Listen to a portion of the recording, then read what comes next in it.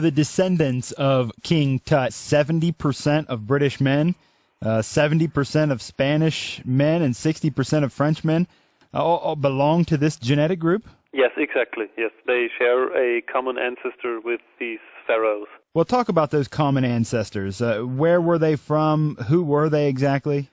We think they lived around the Black Sea or maybe in the Caucasus, but we don't know exactly where they lived. But this group was founded by one man who lived about 9,500 years ago in this area around the Black Sea. But we can't tell exactly at this point of time. Is this surprising? Yes, it is very surprising because we didn't know that this lineage of Tutankhamun came from the Black Sea or from Anatolia or the Caucasus, because it didn't came from Egypt. This was surprising for us. Yes. Is it possible that because the group seems to be so large and includes so many, for example, 70% of British men or 70% of Spanish men and 60% of French men, that kind of thing, is it possible that there are other famous pharaohs or other famous people that are in this group? Yes, I think so. It's possible.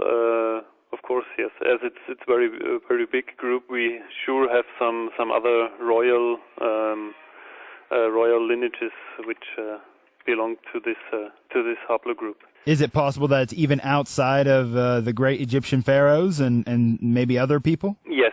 We know of the last Russian Tsar, Nicholas II. He also belonged to the same haplogroup.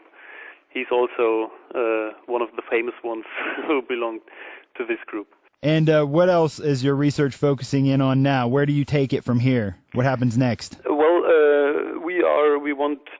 what we wanted to do with this publication is to start the discussion, because I think it's very interesting to find this haplogroup in an ancient pharaoh, and we would like to know how did this lineage come to Egypt, and we of course are searching for the living closest relatives to this lineage by comparing the profile to the tests we will do within our project. Well, we didn't mention the United States. I'm curious because a lot of the people in the United States, originally they've come from Europe. Mm-hmm. So have you studied the United States as well?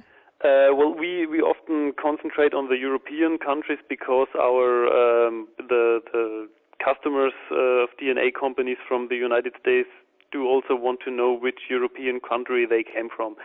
Most Americans from Europe have British or